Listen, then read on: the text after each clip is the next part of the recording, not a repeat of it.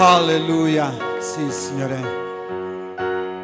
Tu ci hai reso liberi, Signore. E ancora in questa sera i nostri cuori, oh Padre, sono liberi, Signore, di innalzarti, di lodarti, di adorarti, Signore, perché c'è gioia nei nostri cuori, c'è gioia nella Tua presenza, Signore. Lodate l'Eterno, voi nazioni tutte, celebratelo voi popoli tutti, poiché grande è la Sua benignità verso di noi e la fedeltà dell'Eterno dura per sempre. Amen, alleluia. Sì, Signore, la Tua fedeltà dura in eterno. Noi vogliamo lodarti, adorarti e ringraziarti per questo amore meraviglioso, Padre, alleluia. Innalziamo il Dio di gloria, amen.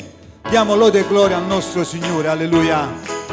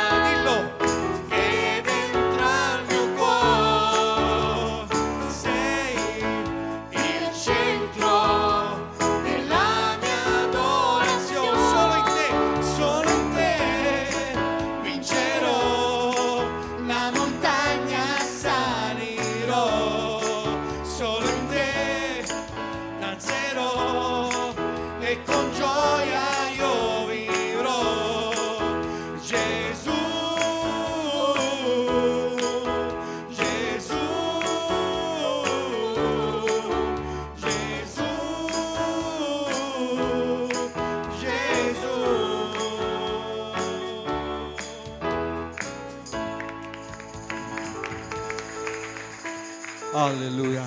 Gesù, nome al di sopra di ogni altro nome, amen.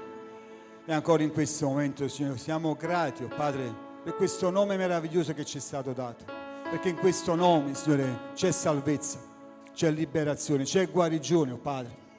E ancora in questo momento, Signore, noi vogliamo dirti grazie e lo vogliamo fare attraverso l'adorazione, oh Padre.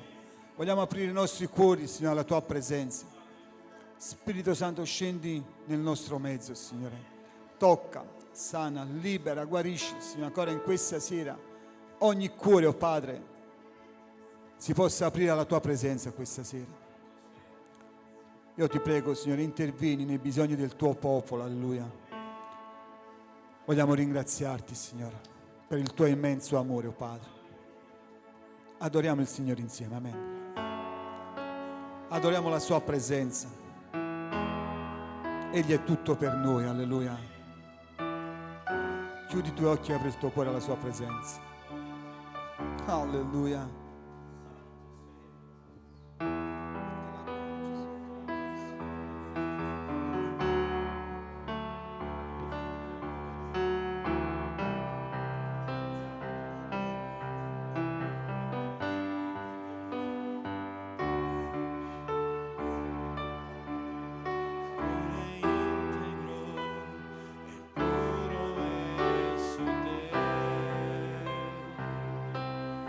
Oh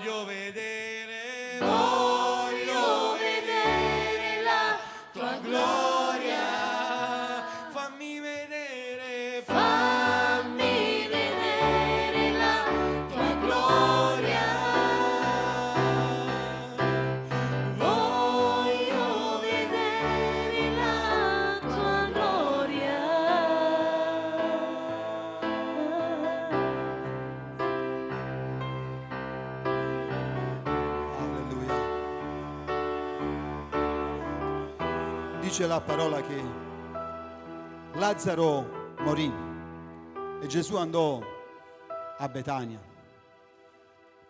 E mentre stava arrivando in questo luogo si avvicinò Marta e Gesù disse: non ti ho detto che se credi vedrai la gloria di Dio? Fratello mio, sorella mia, metti fuori i dubbi. Possano questa sera i dubbi essere spazzati via nel nome di Gesù Cristo. I dubbi non ci permettono di vedere la gloria di Dio. Amen. Benedice anima mia l'Eterno e tutto quello che è in me benedica il tuo santo nome. Benedice anima mia l'Eterno e non dimenticare alcuno dei suoi benefici. Non dimentichiamo dove il Signore ci è venuto a tirare fuori.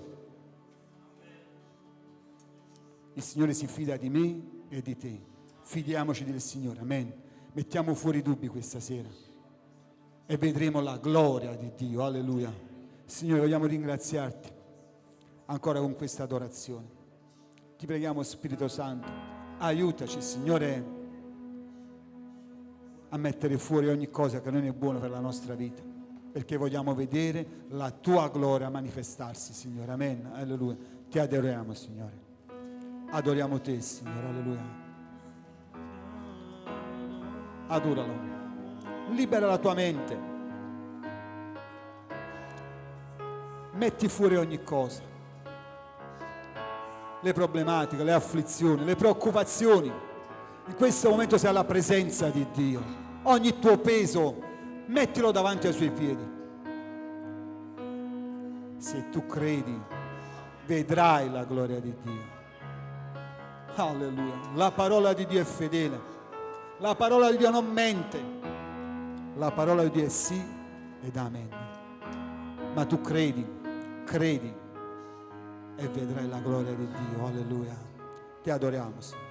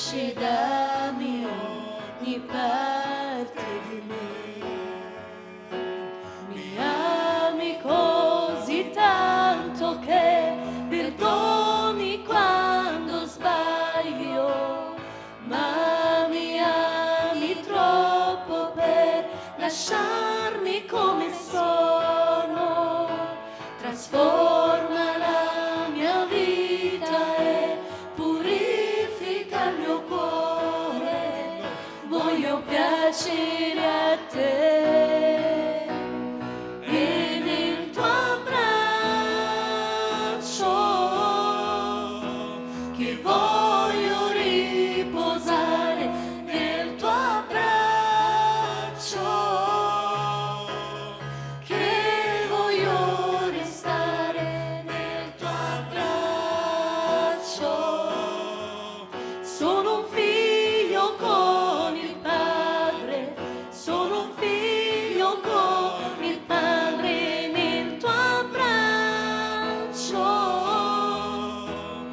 Voglio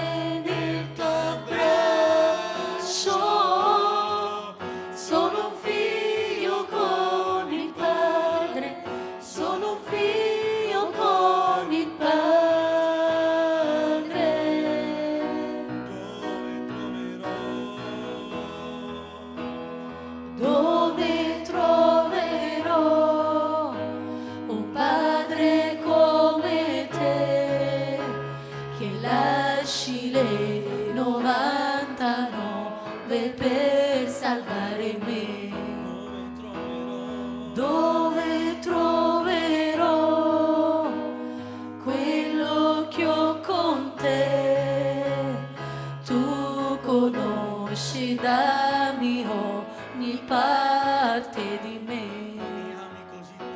Mi ami così tanto che perdoni quando sbaglio, ma mi ami troppo per lasciarmi come sono.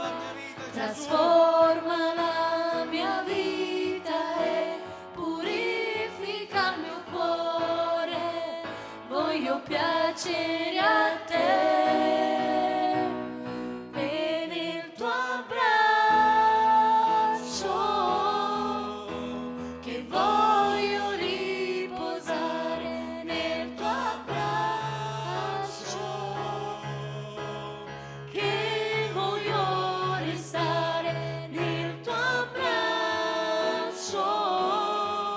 Sono figlio con il Padre, sono figlio con il Padre nel tuo abbraccio, che voglio riposare nel tuo abbraccio, che voglio restare nel tuo abbraccio. Sono figlio con il Padre, sono figlio con il Padre.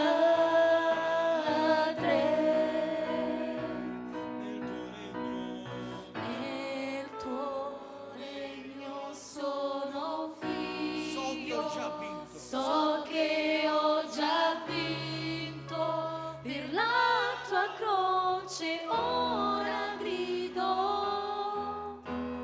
Nel tuo regno sono figlio, so che ho già vinto, per la tua croce ora grido. Nel tuo regno sono figlio, so che ho già vinto, per la tua croce ora grido. Oh, ora grido, ora grido, nel tuo regno sono figlio. Oh, ora grido, ora grido, nel tuo regno sono figlio.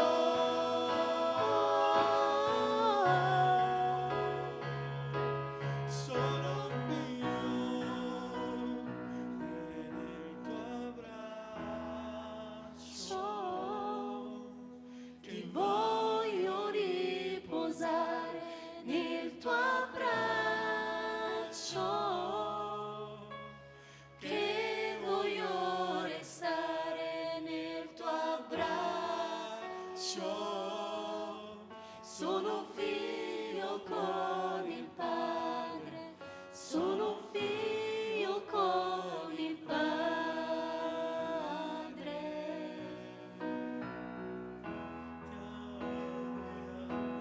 Alleluia.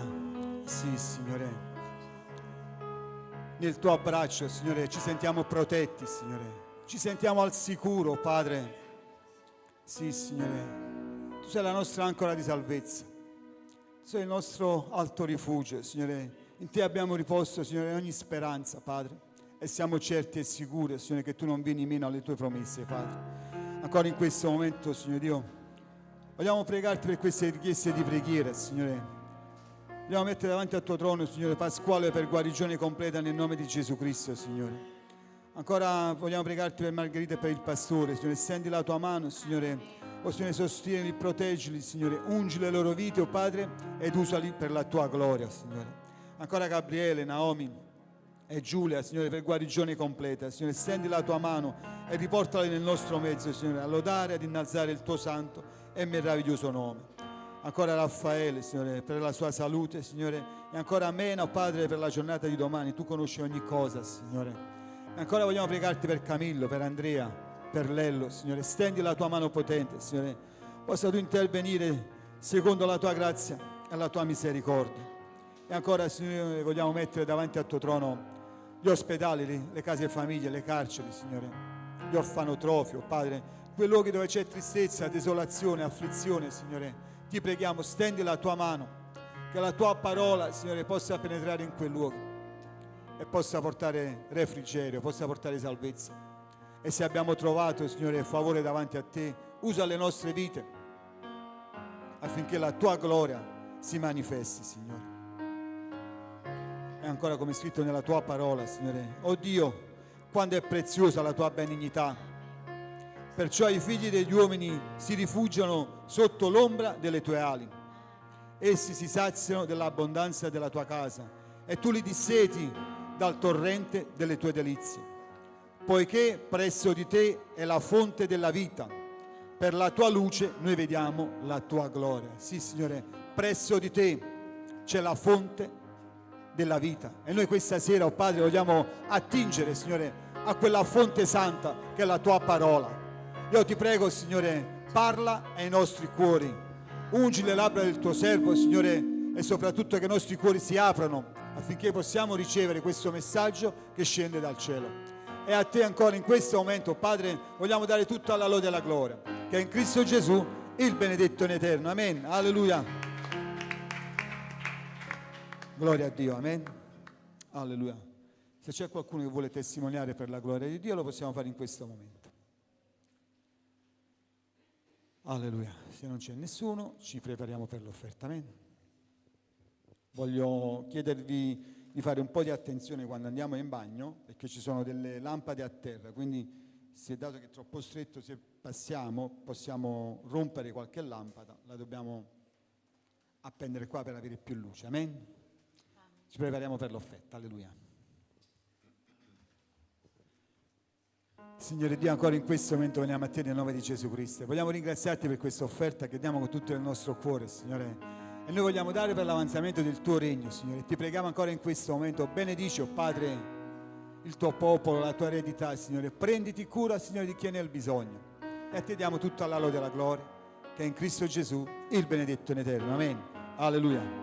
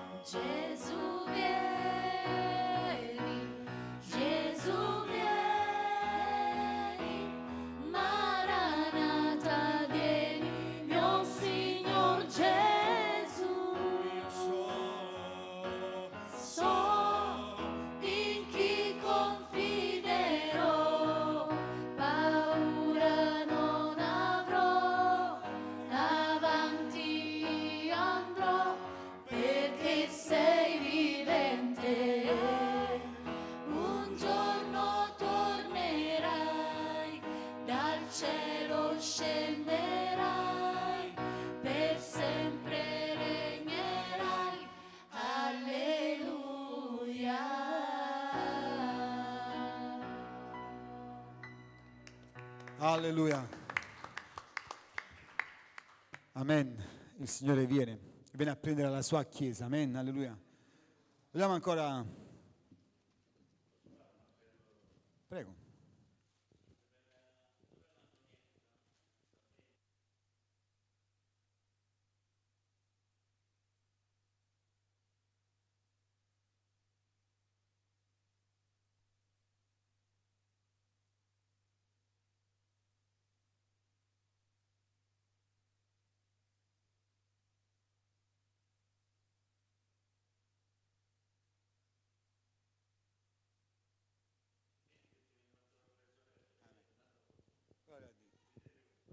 Amen.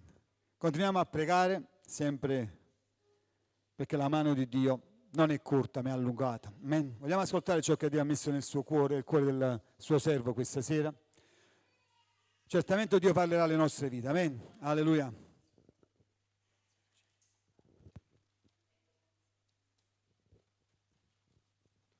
Pace a tutti e pace a coloro che ci seguono da casa.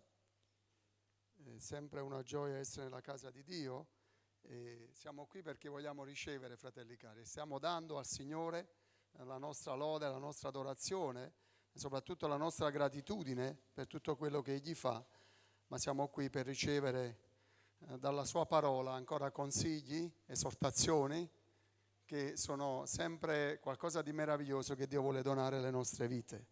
Passiamo subito alla parola che in questa sera io voglio condividere con voi. La troviamo nel libro dell'Apocalisse o Rivelazione, come volete, al capitolo 2, dal versetto 12. È la terza lettera alla chiesa di Pergamo.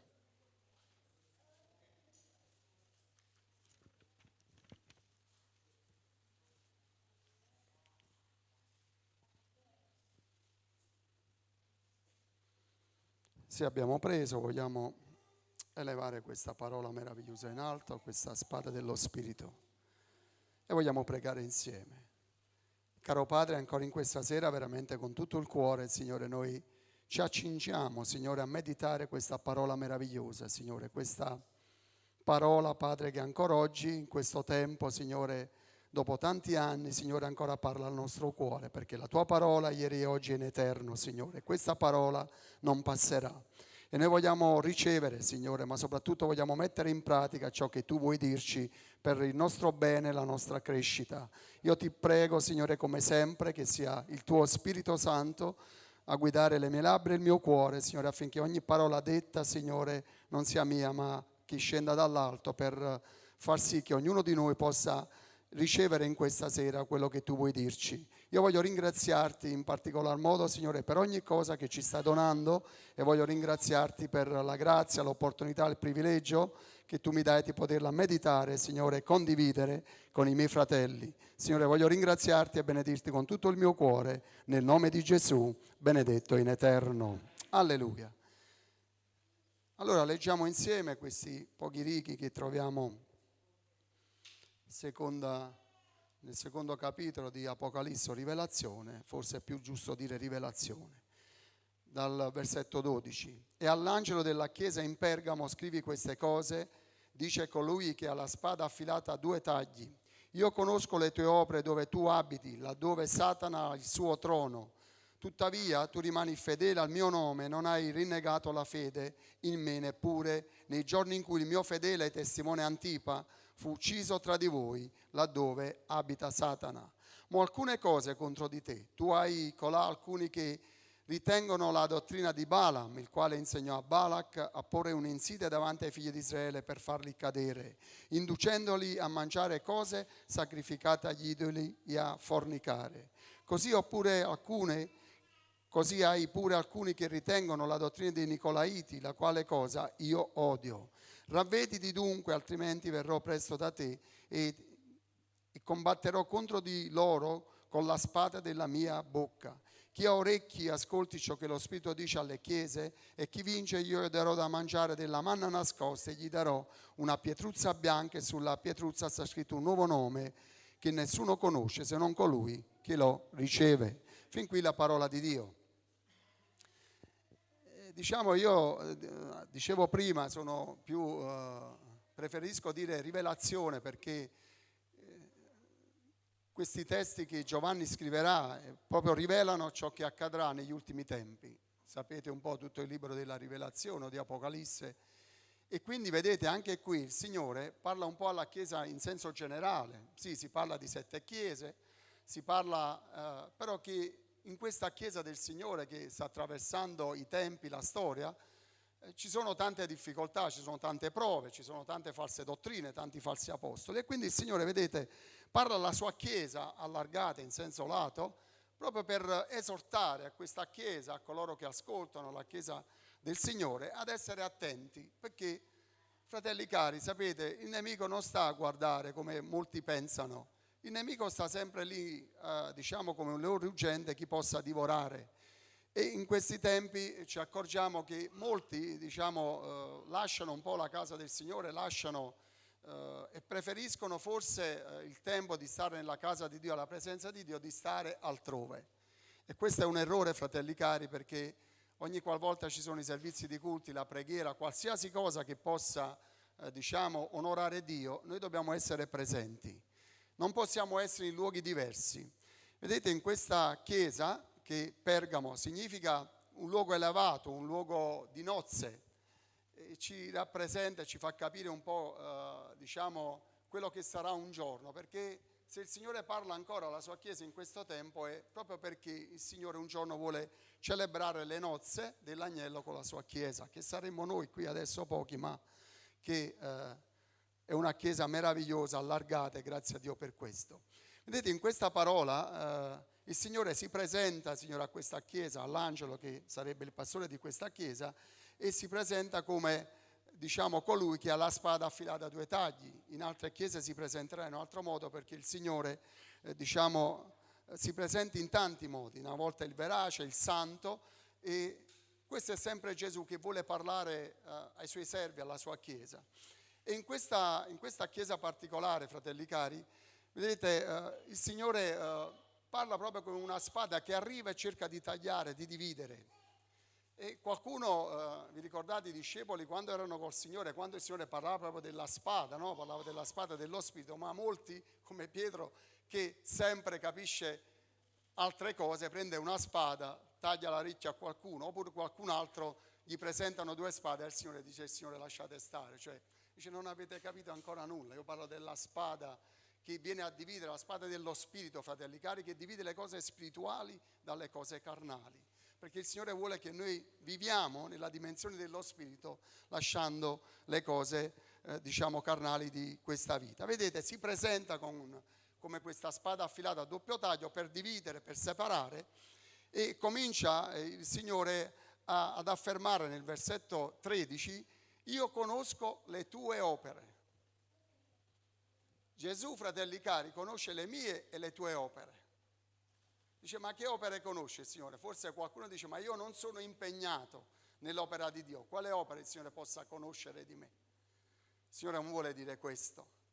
Le opere che il Signore dice è capire, dire: io conosco ciò che è il sentimento che c'è nel tuo cuore per me, non quello che tu riesci a fare, fratelli cari, perché noi potremmo fare tante cose per il Signore, ma se il mio cuore, il mio sentimento verso il Signore è un sentimento giusto per far vedere agli altri che faccio un qualcosa, non serve a nulla, perché il Signore conosce pure in questa sera come siamo venuti nella sua casa, con quale cuore, con quale desiderio, con quale certezza di poter ricevere da parte di Dio. Io sono venuto qui con la certezza, diciamo, infallibile, che il Signore in questa sera ci ha benedetti già, ma continuerà a benedirci attraverso la sua parola. Non potrei essere in un altro luogo. Questa è la mia certezza, e Dio conosce il mio sentimento, non per far vedere che sono qui presente. Non serve a nulla, o nella lode o nell'adorazione, qual è il mio cuore, come si predispone, con quale ardore io lodo il Signore. Questo, fratelli cari, conosce il Signore, non quello che io faccio. Certo, il Signore conosce anche quello che io faccio, ma non è che quello che interessa al Signore, è come lo faccio, con quale cuore e con quale sentimento. Quindi vedete,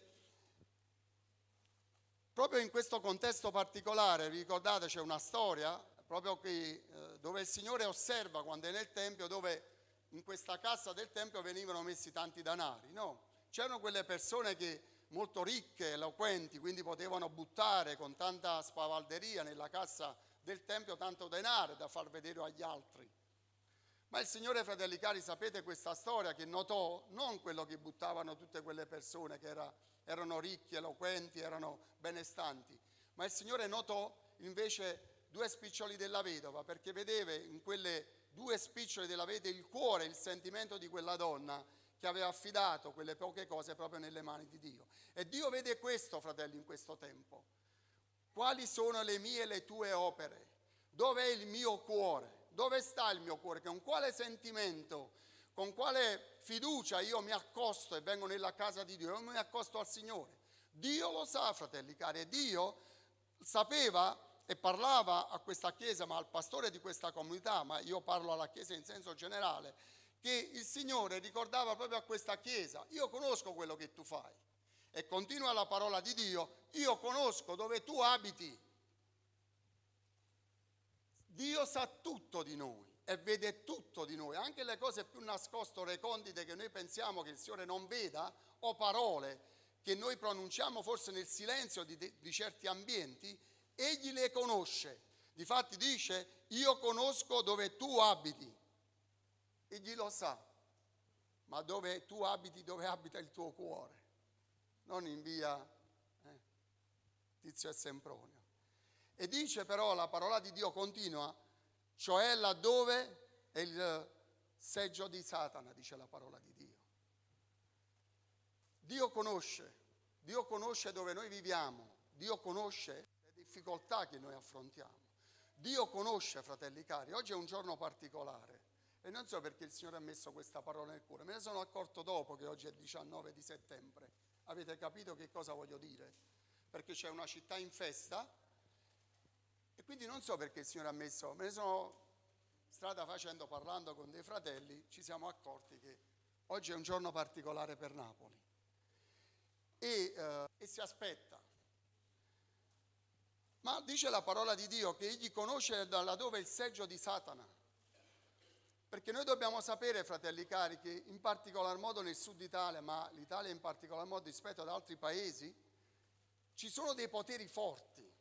Dietro agli idoli, fratelli cari, si nascondono dei poteri forti che tengono soggiogate intere città, soggiogate dove forse a volte noi, non so chi ha questa sensibilità, ci accorgiamo che va in dei territori, in dei luoghi e mi sembra che c'è una cappa dove è impossibile quasi annunciare la parola, ma non solo è impossibile annunciare la parola, ma che non ci sono cuori ricettivi per ricevere questa parola che tu vuoi dare alle persone. Perché ci sono dei poteri forti, cioè dei poteri che soggiogano le popolazioni, le tengono in schiavitù, l'abbiamo visto oggi. Io dicevo a mio fratello, ma è una cosa che mi diceva qualcuno, io non lo so se poi è la verità o meno, che a volte, proprio perché si debba arrivare a questo miracolo, mi sembra che si maledice anche, io non so se è una verità, si maledice perché si ha paura che se non avviene quello che dovrebbe avvenire potrebbe succedere una catastrofe. Vedete un po' dove si arriva, cioè che io imprego, giudico, maledico perché io devo vedere un qualcosa che una volta si scioglie, poi non lo so, però andiamo avanti nella parola.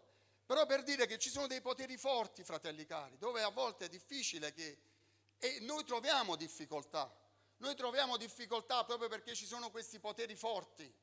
E dice la parola di Dio che il Signore esortava questa chiesa, questo suo servo, in particolar modo che era un po' il responsabile della chiesa, ma esorta la chiesa in questo tempo, sa dov'è il trono di Satana. Noi a volte abitiamo, fratelli cari, dove c'è un potere forte, dove noi incontriamo delle difficoltà oggettive, fattibili. E dice la parola di Dio che Satana a Pergamo non era di passaggio, non era il nemico che stava lì, passava, no, lui teneva soggiogato questa città.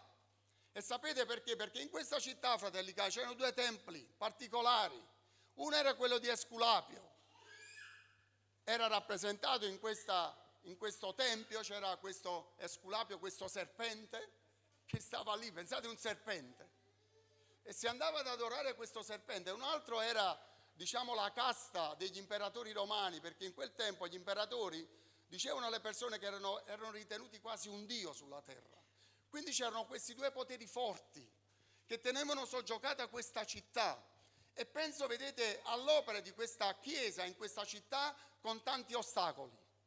Noi incontriamo gli ostacoli, fratelli cari, ma questo non ci deve esimere dal continuare a predicare la parola di Dio. E andiamo avanti per dirvi cosa vuole dirci in questa sera il Signore. Andando avanti, leggendo la parola di Dio, il Signore dice, vedete in questa parola, ma io ho alcune cose contro di te, che tu ritieni la dottrina di Balaam, il quale insegna a Balak a porre un'insidia davanti ai figli di Israele per farli cadere, inducendoli a mangiare cose sacrificate agli idoli. Vedete, qui si comincia una riprensione.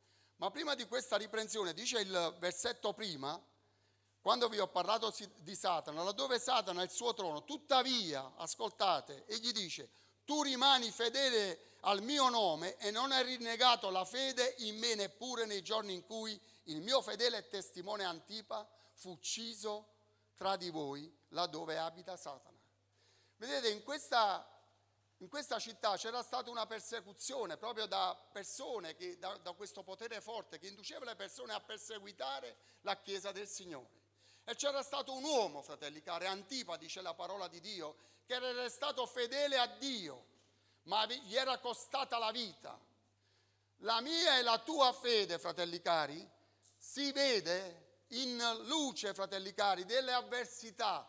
La mia e la tua fede non si vede, non si evince quando tutto va per il verso giusto. È facile. Quando tutto va per il verso giusto, veniamo nella casa di Dio, alziamo le mani, lodiamo il Signore, adoriamo il Signore nella grande libertà che il Signore ci ha dato, nella semplicità. Ma la vera fede, fratelli cari, si manifesta nell'avversità, quando tu sei avverso, quando c'è qualcuno che ti combatte, quando c'è il nemico che cerca di ostacolare il tuo cammino spirituale. E in questa chiesa dice la parola di Dio che il Signore elogia questa chiesa, perché è stata perseguitata, c'è stato qualcuno che, diciamo, ha dato la sua vita per la fede in Cristo Gesù, e la fede di quella comunità non è venuta meno. La fede non deve venire meno quando tu sei ostacolato, sei oltraggiato, offeso, o quando tu vedi che la parola di Dio non va oltre. La vera fede si mostra nell'avversità, quando ci sono cose avverse. E in questa piccola città c'era una città, penso, tutta la città avversa contro questi pochi fratelli che esaltavano, lodavano il nome di Gesù. E gli era costata la vita. Ma andiamo avanti nella parola, fratelli cari, perché il Signore elogia questa chiesa, gli ricorda la fedeltà che hanno avuto nelle avversità e ricorda questo servo fedele, Antipa, che ha versato la sua vita. Ma poi, dopo tutti questi elogi, il Signore comincia a dire, però io ho una cosa contro di te. Io ho visto le tue opere dove tu abiti, quello che tu fai, io ho visto la tua fede nelle avversità, ma io devo dirti qualcosa in questa sera. E il Signore, fratelli cari, in questa sera vuole dirci qualcosa. Dice la parola al versetto 14, io conosco le tue opere, ma ho qualcosa contro di te. E comincia a dire che in seno di questa chiesa c'era la dottrina di Balaam, ed è scritto in Numeri 22, capitolo 22, versetto 24, e chi vuole vederci un po' meglio, ma è una dottrina particolare, che attraversa ancora in modo subdolo la Chiesa del Signore. E la Chiesa, fratelli cari, la dottrina di Balaam era una dottrina particolare. Chi conosce questa storia, descritta in Numeri, e quando il popolo di Israele è stato liberato dall'Egitto, questo popolo numerosi territori per andare poi nella terra promessa, doveva attraversare Moab, questo territorio particolare. E dice la parola di Dio che il principe di Moab, Balak, aveva timore di questo popolo, assoldò un falso profeta per maledire questo popolo. Dice, vieni, lo ricolmò di beni, di ricchezze, affinché potesse maledire questo popolo, e quindi Balak, re di Moab, potesse vincere il popolo. Ma dice la parola di Dio, dopo una volta, 2 volte, 3 volte, questo falso profeta, al posto di maledire il popolo, benediceva il popolo. Sapete perché? perché ciò che Dio benedice nessuno può maledire, fratelli cari. Noi siamo benedetti e tutte le avversità, gli ostacoli, tutte le vicissitudini di questa vita non possono mai maledire la nostra vita. Balaam cercò in qualche modo attraverso il ricevere una somma di denaro, ricchezze, di maledire il popolo, ma il Signore non lo permise. Lui benedisse il popolo 3 volte e Balak si adirò. Ma non bastò a questo falso profeta, non basta, fratelli cari, sapete, il nemico è vero che cerca di maledirci, ma non ci riesce, perché noi siamo benedetti da Dio e nessuno può toccare il popolo dell'Eterno. Ma soprattutto vi dirò di più, che è vero che il nemico non può fare questo, perché il Signore ciò che ha benedetto sarà benedetto in eterno, ma ciò che il nemico, fratelli cari, produrrà ancora nel seno della Chiesa delle dottrine particolari, perché Balaam non si fermò, capì che Dio aveva benedetto il popolo, ma continuò a dare dei consigli a Balak come far cadere il popolo dell'Eterno. E il nemico, fratelli cari, sta ancora lì a cercare in qualche modo delle strategie per far cadere il popolo dell'Eterno, le donne, gli uomini di Dio in questo tempo, perché il nemico, fratelli cari, sapete, c'è il tempo che si sta sempre assottigliando sempre di più. Lui lo sa. Forse non lo sappiamo noi ed è un errore, perché lui sa che il tempo per lui è quasi finito e andrà nello stagno eterno quando il Signore tornerà. Non sappiamo noi a volte e non ci prepariamo noi. Lui si prepara perché sa che il tempo si sta assottigliando e lui vuole sferrare di più il suo attacco contro la Chiesa del Signore. E dice la parola di Dio che in quella comunità, quindi nella Chiesa in senso generale, potrebbe nascere questa dottrina particolare, strana, dove dice la parola di Dio, fratelli cari, che Balaam diede un consiglio a Balak, come far cadere il popolo del Signore. 1, a prendere le donne di questo popolo, e 2, a mangiare delle carni sacrificate agli idoli. Oggi molti sottovalutano questo aspetto lo troviamo anche negli Atti degli Apostoli, dove gli apostoli vietarono alla Chiesa che stava nascendo il fatto di mangiare delle carni sacrificate agli idoli. Io non mi posso sedere ad un banchetto, fratelli cari, dove ci sono delle cose sacrificate a degli idoli. Non mi posso sedere, non posso mangiare del cibo che è stato sacrificato a qualche idolo in questo tempo. Io devo starne lontano, fratelli cari. Molti su questo aspetto cadono perché dice vabbè, ma che fa? Dice la parola di Dio, non è quello che entra, dicono questa parola ma non sanno nemmeno che cosa significhi. Dice vabbè, non è quello che entra ma poi è quello che esce che ci inquina. È anche questo, fratelli cari, perché se io mi siedo ad un banchetto dove si onora un idolo, si mangia qualcosa sacrificato a un idolo, significa che il mio cuore è lì. So che quel mangiare non può farmi nulla, ma io onoro il mio Dio che mi dice nella sua parola di non sedermi ad un banchetto dove si onorano gli idoli e delle carni sacrificate agli idoli. Questo aspetto di questa parola lo troviamo anche, fratelli cari, nel Nuovo Testamento. Quindi è un sano insegnamento che il Signore vuole dare alla nostra vita. Quindi, fratelli cari, la parola di Dio c'è questo aspetto che dobbiamo tenere in conto tutti noi, ma c'è un altro aspetto che dobbiamo tenere in conto ancora di più, perché il Signore continuerà, fratelli cari, al versetto 15 e dirà: ma io ho un'altra cosa contro di te, perché tu in quella chiesa ci sono alcuni che tengono la dottrina dei Nicolaiti. Magre, chi sono? Questo è il problema. E c'è questa eresia che è trasversale nella Chiesa del Signore in questo tempo. Perché questi uomini, questa dottrina particolare nata in quei tempi, che ancora oggi c'è, forse in modo e sotto un aspetto diverso, è quella dottrina che esalta molto lo spirito e dà molta libertà alla carne. Come se separiamo le due cose. Se come la mia carne potesse fare quello che vuole e si va a finire nel libertinaggio morale, si può fare di tutto, tanto è la mia carne, un giorno questa mia carne perirà, tanto è il mio spirito che andrà col Signore. No, fratelli cari, io non posso separare le due cose. E in questa comunità, fratelli cari, vedete, c'era proprio questo. Si esaltava molto lo spirito, quello che poi andrà col Signore, e poi si dava libero sfogo alla nostra carne. Posso tutto, no? Qualcuno abbiamo cantato, siamo liberi, e molti su questo aspetto dicono: noi siamo liberi di poter fare tutto. La mia libertà è vincolata alla parola di Dio. Se la parola di Dio effettivamente la applico alla mia vita, io sono libero. Ma se io la parola di Dio non la applico alla mia vita, facciamo come questi uomini, questa dottrina particolare che era in quella chiesa particolare di quel tempo, i Nicolaiti. Esaltavano lo spirito e lo separavano dalla carne, quindi dando una piena libertà alla carne di poter fare tutto quello che volevano. E Dio li riprende, fratelli cari. Dio riprende questa comunità, ma Dio in questa sera a noi che cosa vuole dirci, fratelli cari? Il punto è questo. Il punto è questo, fratelli cari, che Dio sa di ognuno di noi, perché l'abbiamo letto prima. Sa quali sono le mie opere, quindi sa il mio sentimento, il mio cuore, sa dove abito, sa le avversità che posso vivere, ma Egli sa ogni cosa di me. E ci esorta, fratelli cari, in questa sera, in questo tempo, a restare fedeli alla parola di Dio, a non far sì di poter scemare da questa parola, di poter cambiare questa parola, di poter prendere una addirittura diversa. È chiaro, fratelli cari, che negli ultimi tempi la Chiesa del Signore attraverserà delle prove, delle difficoltà, dove il nemico, fratelli cari, sta sempre lì in agguato. L'abbiamo visto in questa parola. E Dio esaltava questi uomini ad rimanere fedeli alla parola di Dio. Anche, grazie a Dio non siamo arrivati a questo, anche a costo della vita. Grazie a Dio non siamo in questa posizione.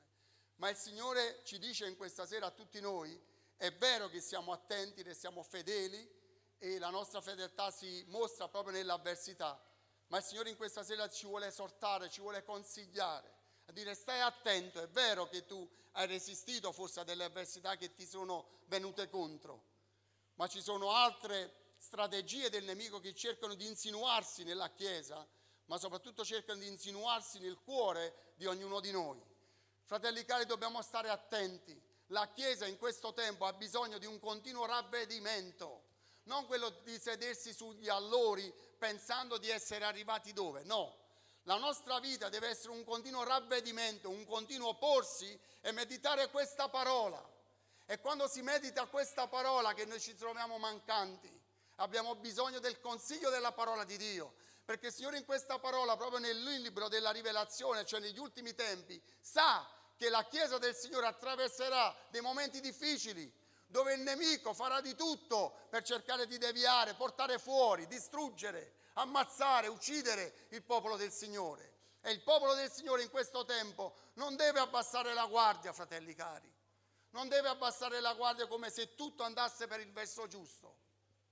Dobbiamo essere attenti, vegliardi, fratelli cari. Questa Chiesa, come altre chiese che il Signore menzionerà in questi passaggi della parola, tutti, al di fuori di una sola chiesa, che è quella di Filadelfia, non ebbe un rimprovero, ma tutti in qualche modo ebbero un'esortazione da parte di Dio. Perché vedete, molti col passare del tempo si siedono, si accomodano, pensando che la mia vita fosse 20 anni, 30 anni di conversione.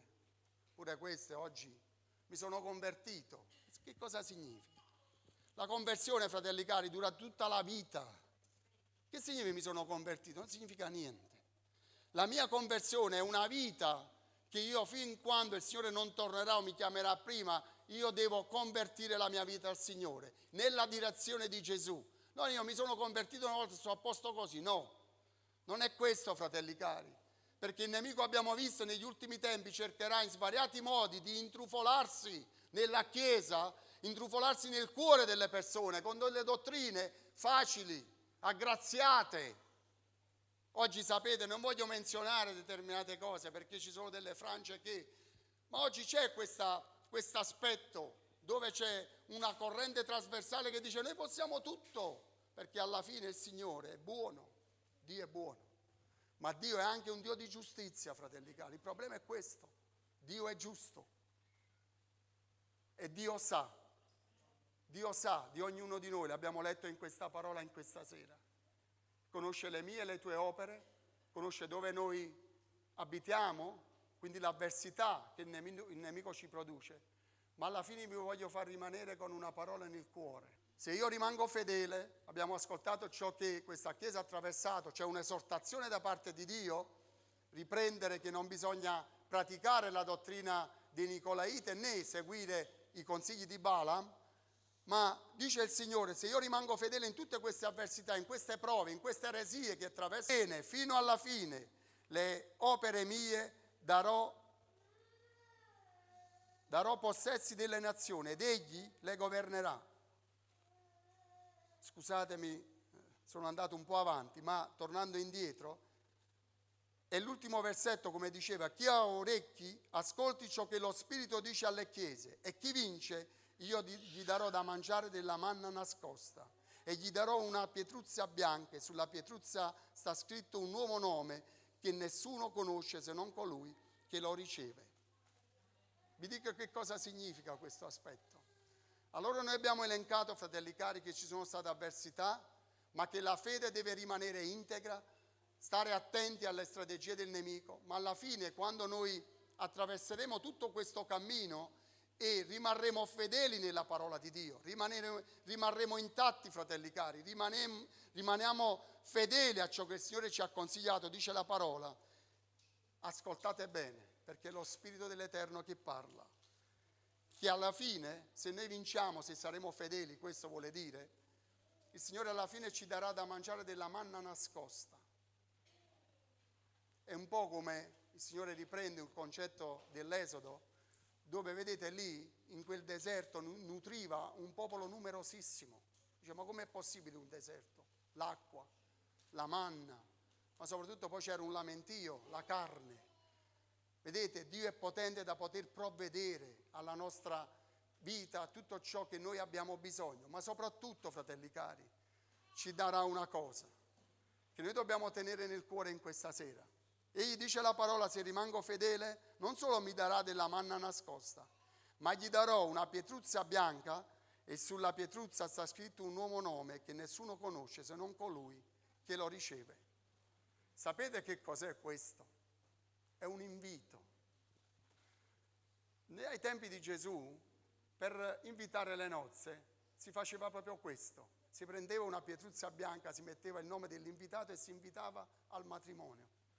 Gesù in questo tempo ci sta invitando ad un matrimonio e ti darà un nuovo nome che nessuno conosce. Ti sta invitando. Però dice alla fine chi sarà restato fedele alla mia parola, chi avrà attraversato le avversità, le tempeste, chi si è mantenuto fedele, non ha ascoltato la dottrina di Balaam o i Nicolaiti, ma è restato fedele alla mia parola, il Signore ti darà un invito. È come se ti fa un invito di matrimonio in questa sera. Ti chiama e ti dà una pietruzza bianca dove c'è scritto un nome nuovo che nessuno conosce. E ti invita a quel matrimonio, come io dicevo all'inizio, che il Signore vuole celebrare con la sua Chiesa. Ma in questo tempo, fratelli cari, ci saranno avversità, ci saranno prove, ma alla fine, fratelli cari, di tutto questo percorso della nostra vita, vedete il Signore che cosa ci ha riservati. Dio, il creatore di ogni cosa, ci invita al matrimonio di suo figlio con la sua Chiesa. Ci invita personalmente, questo significa. Non invita tutti, personalmente. Ognuno riceverà una pietruzza bianca come un invito, dove il Signore metterà un nome nuovo e ti invita al matrimonio di suo figlio. Quindi ti dice che tu sei stato fedele, hai accettato, la sua parola, sei rimasto integro e quindi in qualche modo il Signore vuole premiarti di essere onorato di partecipare a quelle nozze. Allora, fratelli cari, l'aspetto della nostra vita che noi dobbiamo considerare in questo tempo è alla fine di quello che il Signore ci ha promessi, perché non ci ha promesso sempre cose come rose e fiori, dove tutto va per il verso giusto. Ci sono avversità, ci sono prove da attraversare, ci sono combattimenti da fare, ma alla fine il Signore vuole premiarci, perché il Signore, fratelli cari, vuole invitarti a quel matrimonio che deve celebrare di qui a poco tempo. Perché se il nemico sa che il tempo è poco e quindi si sta muovendo con tutto il suo potere, il Signore ti dice: io sto tornando, ma tu preparati e rimani fedele alla mia parola. Anche se questo ti deve costare forse una rinuncia, avversità, prove, tempeste, ma tu rimani fedele, perché alla fine il Signore ti darà questa pietruzza bianca che solo tu riceverai nelle mani e guarderai il tuo nome nuovo. Nuovo perché il Signore cambierà ogni cosa, trasformerà ogni cosa. E dice la parola di Dio in un batter d'occhio. Quindi rimani fedele, Chiesa di Gesù, rimani integro. Non guardare le avversità, non guardare chi ti strizza l'occhio, chi ti propina delle nuove dottrine di questo tempo. Rimani fedele, rimani nella casa dell'Eterno dove si predica la sana parola di Dio. Perché vedete, la Chiesa attraverserà ancora problemi e difficoltà, ma alla fine il Signore ci ha promessi che Lui ci porterà con Lui, che saremo invitati a questo matrimonio. Io voglio esserci, e non da solo, in verità, io voglio esserci con tutti voi. E non solo una parte qui, ma in tutti voi un po' la Chiesa che è sparsa nel mondo. E quindi, fratelli cari, stavamo chiedendo, diceva il fratello lei, stavamo chiedendo i permessi per evangelizzare e ci sono dei problemi. Ma noi andremo avanti, perché sappiamo che ci sono dei poteri forti, ma noi non ci fermeremo. Noi andremo avanti, perché noi siamo benedetti dall'Eterno. E il nemico non può anche ostacolarci per un tempo, per un momento, ma non vincerà. La parola di Dio sarà predicata in questi luoghi, sarà annunciata, sarà testimoniata, anche se il nemico, questo potere forte, che in questi luoghi cercherà di ostacolare in tutti i modi. Ma noi andremo avanti perché il Signore ha detto: ciò che io ho benedetto, benedetto sarà. E noi siamo benedetti dal Signore, fratelli cari. Allora rimaniamo integri, fedeli, continuiamo a perseverare, continuiamo ad operare, fratelli cari, ma con un cuore sincero, onesto, amando il Signore con tutto il cuore, come dice in questa parola.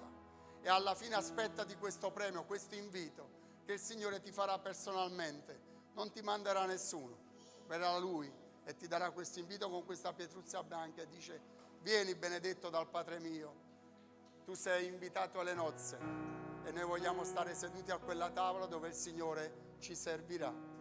Alziamoci in piedi, fratelli cari. Abbiamo questa parola nel cuore che ci esorta a non abbassare la guardia, che ci esorta a rimanere fedeli, che ci esorta, fratelli cari, a non strizzare occhio, orecchio a ciò che sono le dottrine di questo tempo, che cercano di portarti fuori dalla volontà di Dio. Il Signore ci sta consigliando in questa sera, ci sta esortando. Grazie papà per questa parola. Grazie papà, perché tu sei buono, sei meraviglioso. E noi vogliamo darti tutto l'onore e la gloria, vogliamo adorarti ancora papà con tutto il nostro cuore, con tutto il nostro cuore. A te la gloria, sei meraviglioso papà.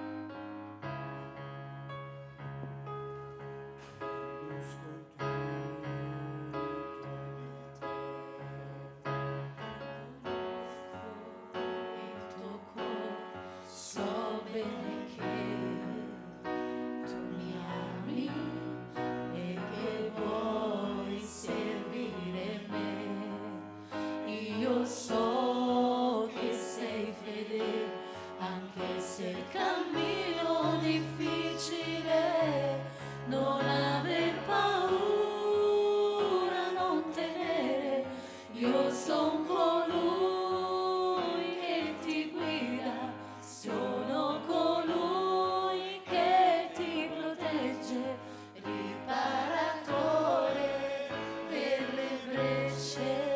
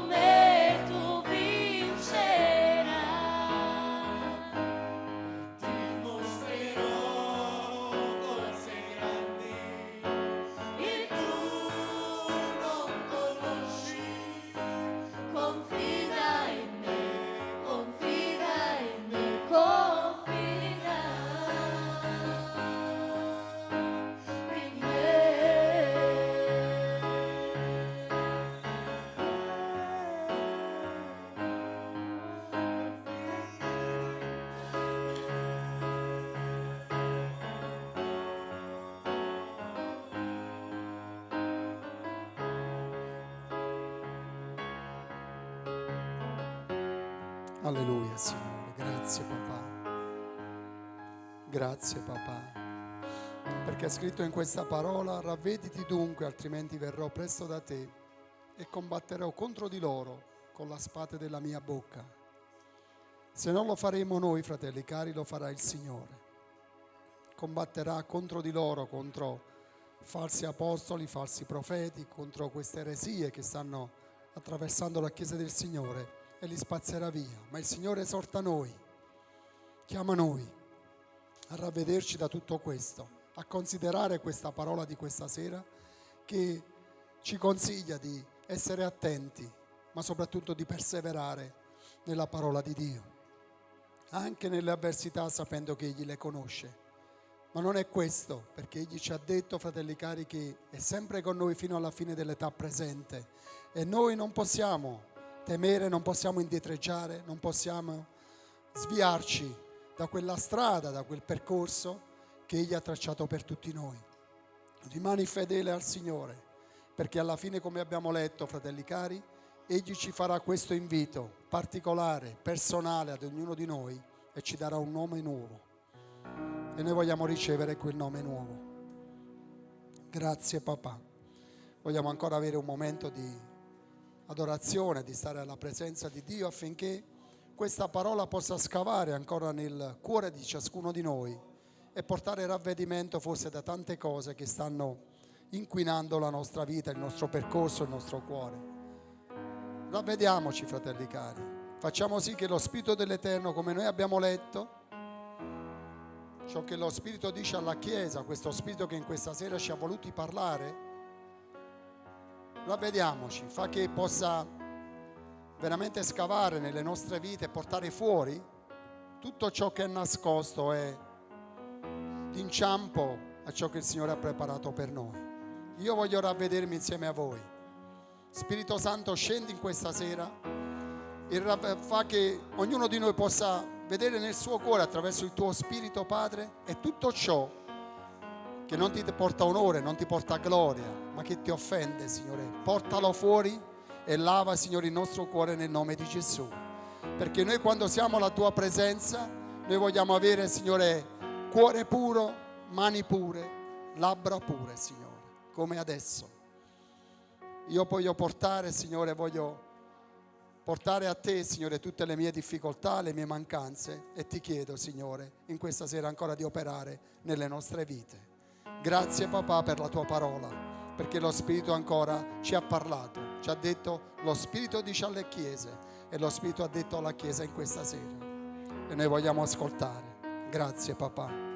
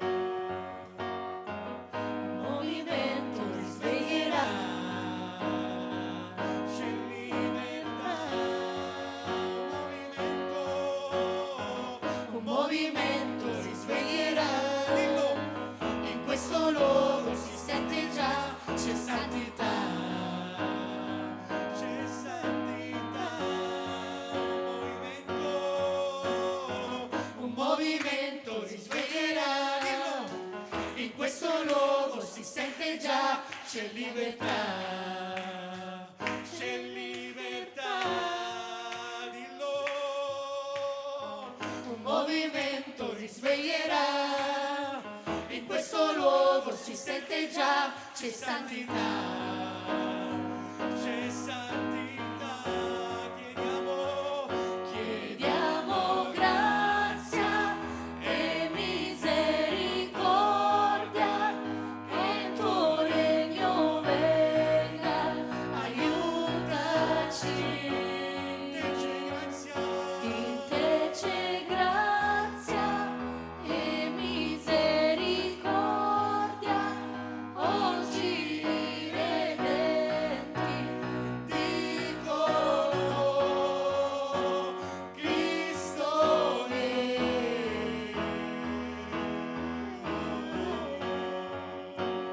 Cristo è.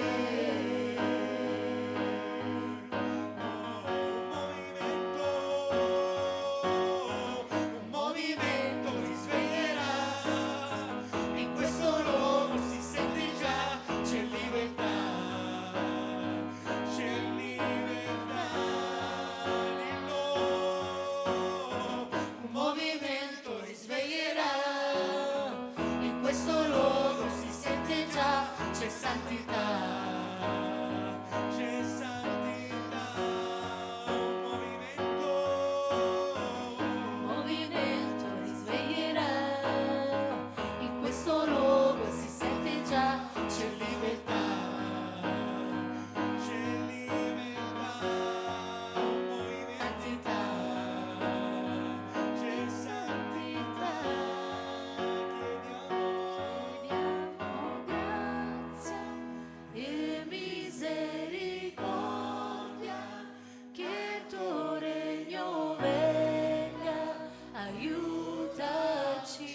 Oh no, Cristo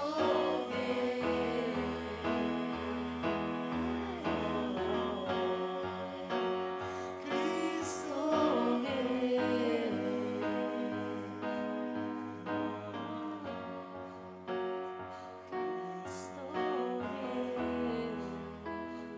Alleluia, Signore.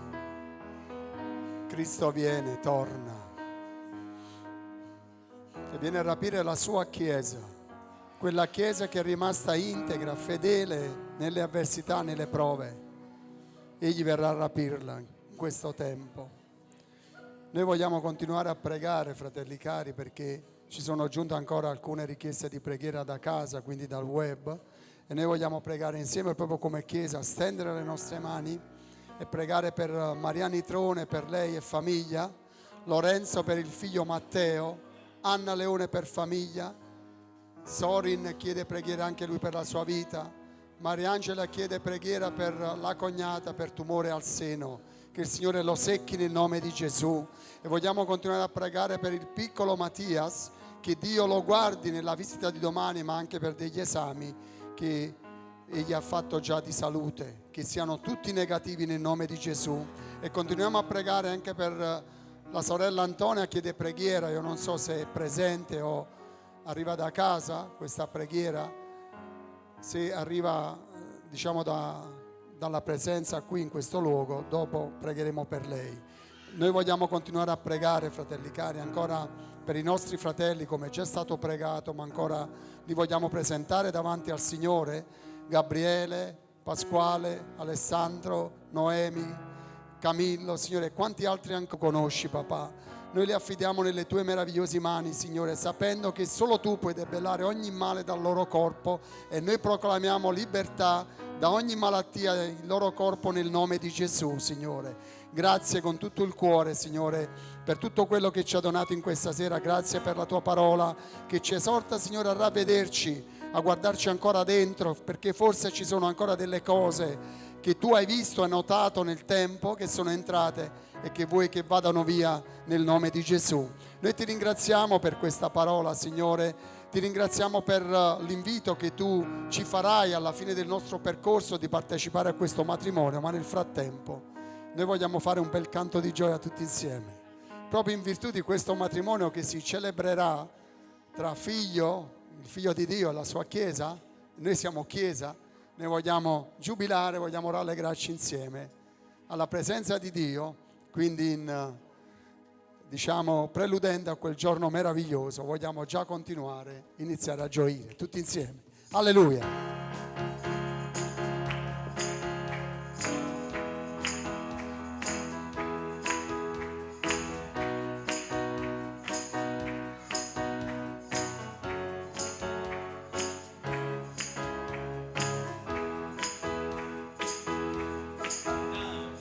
Gioia al mattino, gioia alla sera, mi fai danzare in ogni stagione, qualsiasi cosa accadrà.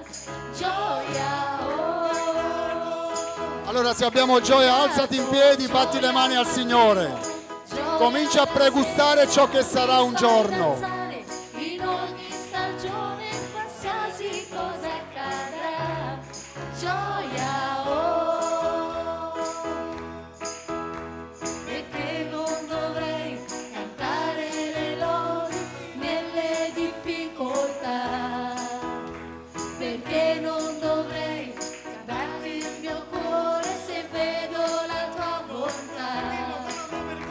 Non avrò vergogna, io non temerò, salvezza ho trovato in te. Ciò che è folle per gli altri, per te è libertà, e adesso non mi tratterrò. Mi hai dato gioia al mattino, gioia alla sera, mi fai danzare in ogni stagione, qualsiasi cosa accada. Gioia, oh, Gesù, io mi arrendo alla tua presenza, danzo solo per te. Mi rendi più forte quando ti lodo, riempimi di te.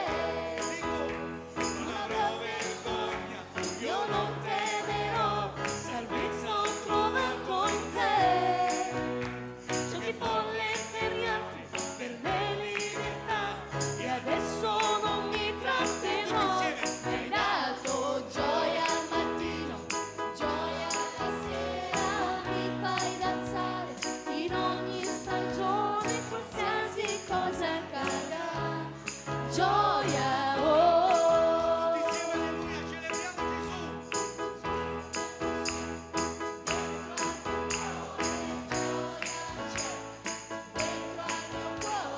gioia c'è, dentro al mio cuore alleluia.